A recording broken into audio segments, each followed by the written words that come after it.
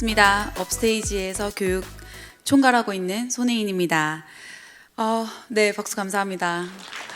우선 업스테이지에 대해서 모르실 것 같아서 저는 시간이 없지만 1분 내로 퀵하게 설명을 드리면 업스테이지는 지금 현재 국가에서 우리나라만을 위한 AI 모델 사업을 하고 있는데, 그 중에서 유일하게 지금 스타트업으로 탑5 안에 들어있고, 거기서 또 최근엔 유일하게 탑3 안에 들어서 한국만을 위한 AI 모델 개발에 힘을 쓰고 있고요. 사실 저희는 원래 메인은 그런 모델들을 가지고 기업 내에서 AI를 도입하고 적용할 때 필요한 모델과 솔루션을 개발을 하고 있습니다.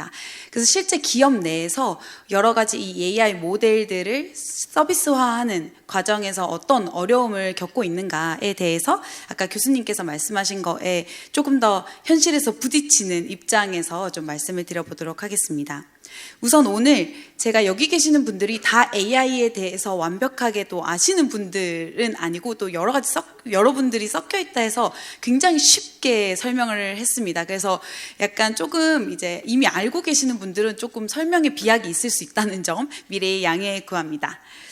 네, 우선은 저희가 이제 이쪽 AI 이런 세계 안에서 왜 AI로 지금 난리인지, 그리고 왜 이런 어려움이 있는지를 이해를 하려면 저쪽 세계에 대해서 좀 이해할 필요가 있습니다.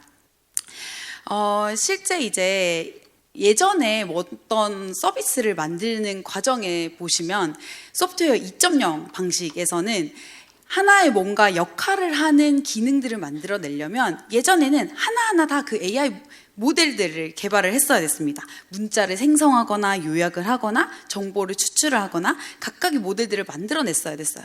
근데 이제 여러분이 개발자라고 생각을 해보시면 예전에는 하나하나 이거 다 만들어내는데 시간이 얼마나 많이 걸렸겠어요. 그리고 고민해야 되는 것도 굉장히 많았을 거고요. 그런데 이제 그 기초 모델, 이 3.0 방식으로 다들 와우를 한 게, 예전 내가 하나하나 다 만들어야 됐었는데 지금은 좋은 모델 하나를 잘 만들어 놨더니 얘가 여러 가지 일을 하네? 이게 이제 일하는 사람들 입장에서, 개발하는 입장에서 보면 굉장히 큰 변화를 주게 됩니다. 근데 이게 기업 입장에서도 마찬가지로 예전에는 뭔가를 챗봇이든 혹은 이제 우리 회사만의 어떤 서비스를 만들어내기 위해서는 굉장히 많은 시간을 들였어야 됐는데, 지금 그 시간이 굉장히 단축이 된 시대가 된 거죠. 그러니까 한마디로 말하면 육수 하나만 잘 끓여도 되는 시대가 온 거예요. 그래서 이제 마침 이제 이런 GPT, 파운데이션 모델이라는 게 워킹을 하네 라는 순간부터 이 AI 업계에서는 굉장히 이건 센세이션이다 하면서 시끄럽게 된 상황인 거죠. 근데 최근에는 이제 이 언어 모델도 사실 모든 걸 다 할 수 있는 건 아닙니다. 실제로 기업 안에 들어가서 적용을 해보면 굉장히 한계들이 아직까지 많은데, 작년부터는 여러 가지 이 모델에 손과 발이 되어주는 여러 조리도구들이 굉장히 많이 나오게 되는 거죠. 그러면 실제로 이걸 적용을 하고 있는 기업 입장에서 보면 아까 그 속도가 더 빨리 나올 수도 있고 더 정확하게 더 좋은 서비스들을 만들게 된 시대가 된 겁니다. 사실 이건 더 나아가서 학교를 비롯해서 많은 산업에도 마찬가지인데요. 좀 더 쉽게 설명하면, 예전에는 그 주방 내에 있는 셰프만 요리를 할 수 있었다면 지금은 그 만능 육수를 가지고 주방 내에 있는 식재료 담당자나 혹은 더 나아가서 홀에서 서빙하시는 분, 마케팅을 하시는 분들까지 이 육수와 밀키트, 조리도구를 가지고 나만의 요리를 할 수 있게 된 시대가 온 겁니다. 그래서 지금은 바이브 코딩이나 혹은 이제 에이전트를 우리가 이제 직접 만들 수도 있다라는 이야기들이 나오는 게 바로 이 개발 과정에서의 혁신이 일어났기 때문입니다. 그럼 제가 오늘, 저희도 실제로 이런 LLM 모델들을 만들고 있고, 그 모델 가지고 여러 가지 이제 기업들에 지금 적용을 하고 있는 작업들을 하면서 한계점들이 몇 가지가 있는데, 사실 그거를 정확하게 이해하려면 이 라지 랭귀지 모델의 원리를 정확하게 좀 이해할 필요가 있습니다. 그러니까 이 라지 랭귀지 모델이라고 제가 말씀드리는 거는 아까 그 육수, 그러니까 생성형 모델이라는 언어가 새롭게 나오는 건 아니에요. 그러니까 뭔가 생성을 해내는 모델인데, 그 중에 방법 중에 하나가 파운데이션, 아까 큰 육수를 만드는 만들었더니 이게 다 되더라라는 파운데이션 모델이 이제 어떤 하나의 방법 중에 일어나게 된 거고, 그것 중에 대표하는 모델 이름이 이제 라지 랭귀지 모델, 텍스트들을 여러 가지 이제 끓여가지고 만든 육수를 라지 랭귀지 모델이라고 이해하시면 됩니다. 그래서 지금 나오는 여러 가지 GPT나 제미나이나 저희 업스테이지 솔라 같은 경우도 다 이 라지 랭귀지 모델에 해당되는 거고요. 그래서 대부분 지금 챗 GPT나 제미나이도 이런 랭귀지 모델을 챗 형태로 만든 서비스라고 이해를 해주시면 좀 클리어할 것 같습니다.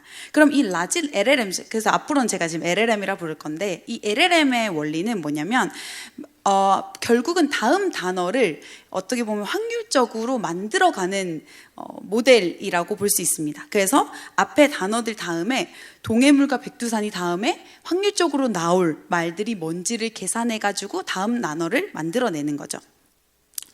근데 이 LLM의 품질은 이 앞에 어떤 내가 데이터들, 텍스트들을 공부를 했느냐, 그리고 내가 어떤 질문을 받았느냐에 따라서 다음 단어가 나오는 품질이 달라집니다. 그래서 여러분들 뭐 프롬프트 되게 중요하다 이런 말씀 많이 들으셨을 텐데, 그 앞에 무슨 말을 내가 앞에 넣었는지에 따라서 확률적으로 다음 단어가 달라지기 때문에 그 프롬프트도 굉장히 중요해지게 되는 거죠.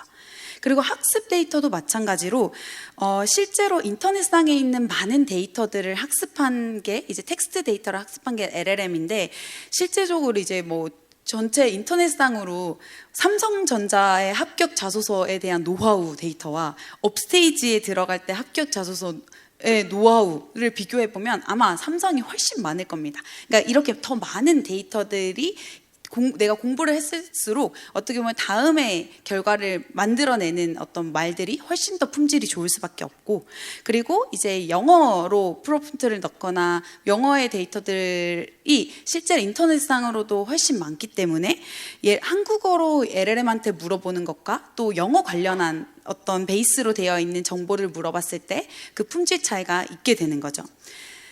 그리고 이제 프롬프트 같은 경우도 내가 어떤 질문을 어떻게 하느냐에 따라서 뒤에 결과가 달라집니다. 그래서 그냥 삼성에 합격할 수 있는 자소서 써줘와 나는 어떠한 사고를 보유하고 있고 삼성은 이런 지향점이 있는데 내가 어떤 부분을 더 자세하게 설명드리겠습니다 라고 프롬프트를 넣어줬을 때 그 다음 단어를 예측할 수 있는 게 훨씬 더 풍부해지는 거죠.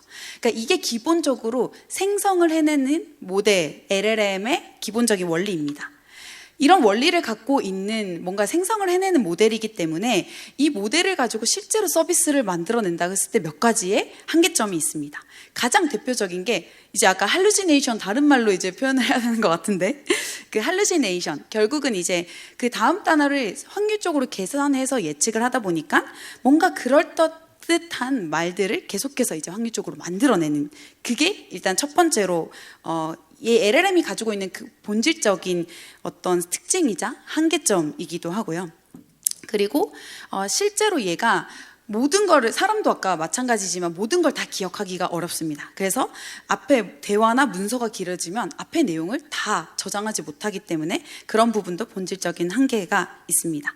그리고 나머지는 얘가 아까 전에 텍스트들을 많이 학습한 모델이고, 어떻게 보면 텍스트를 인풋해서 그리고 텍스트를 뱉어내는 아이들의 모델이기 때문에 뭔가 계산을 하거나 검색을 하거나 실행을 하거나 다른 형태의 데이터를 활용할 때 아직까지는 약한 부분이 있습니다.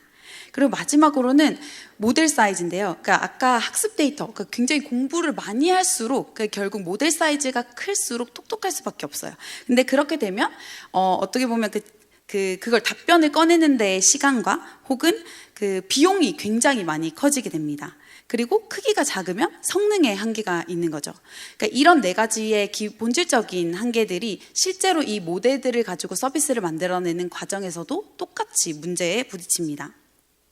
아까 대표적으로 이제 할루시네이션 같은 부분이 있고, 또 이제 어떻게 보면 컨텍스트, 앞단의 모든 것들을 다 이해하지 못하고, 그리고 프롬프트로 넣어주는 것도 한계가 있기 때문에 더 정확한 정보들, 많은 정보들을 주기가 굉장히 어려움이 있는 거죠.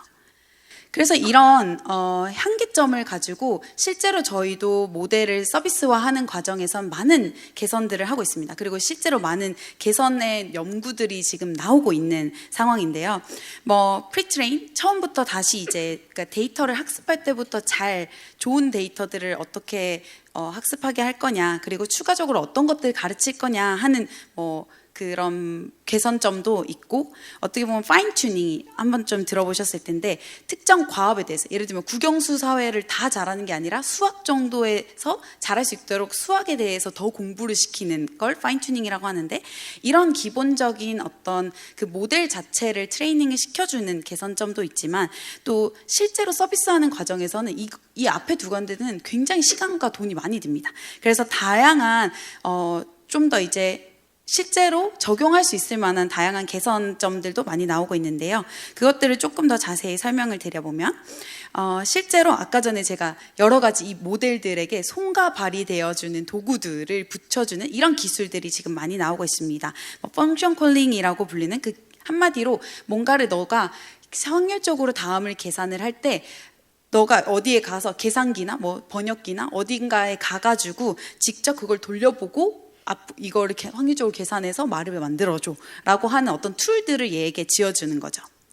그리고 아까 전에 RAG, 라그라고도 하고, 이제 이 RAG 기술 같은 경우는 사실 기업에 적용할 때 정말로 많이 씁니다. 뭐냐면 특히나 저희가 메인으로 하고 있는 게 법률, 금융, 그리고 의료, 제조와 같이 굉장히 그 산업에 스페시픽한 그 널리지가 굉장히 많이 필요로 한 영역에 저희가 도입을 하고 있는데, 거기 안에는 기업 내에 굉장히 많은 정보들도 있고 문서들도 있고 그리고 법률적인 어떤 지식들도 있는데, 너가 앞으로 이런 확률적으로 계산해서 답을 할 때 이 문서 기반에서만 답을 해 라고 알려주는 거죠. 그래서 이 답을 하는 과정에서도 실제로 그 문서에서 정보들을 찾아내서 답변을 하게끔 하는 이런 기술들이 최근에 지금 많이 나오고 있고, 이건 이제는 사실 너무나 당연한 기술로 이제 개선 포인트로 지금 많이들 가져가고 있는 것 같습니다.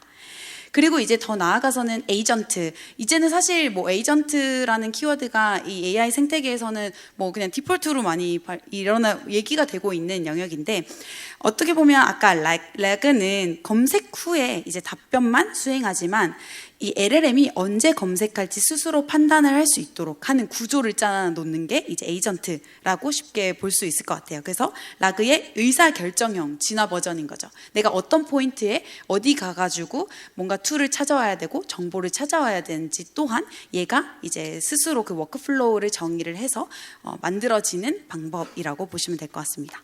그리고 아까도 이제 교수님께서 말씀드렸던, 사실은 이 앞의 방법들도 저희가 실제 서비스를 적용하는 과정에서 굉장히 많이 쓰지만 가장 많이 적용하는 게 이 프롬프트 엔지니어링이에요. 가장 손쉽게 그리고 가장 빠르게 적용을 할 수 있는 문제이다 보니까 이런 프롬프트 엔지니어링을 실제 서비스 적용 과정의 개선 사항으로 굉장히 많이들 쓰고 있는데요.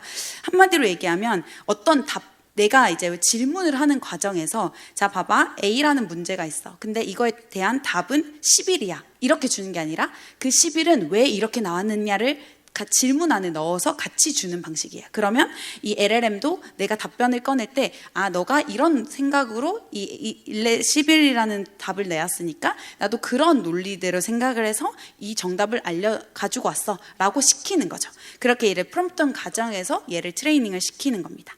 근데 이게 지금은 좀 더 발전을 해서 아예 이제 프롬프트 안에 들어가 있지 않아도 모델 자체가 스스로 그런 것들을 한 번 더 생각하게끔 하는 과정들이 굉장히 지금 연구적으로 많이 나오고 있고, 그게 최근에 이제 리즈닝 모델이라는 추론 모델이 나오고 있습니다.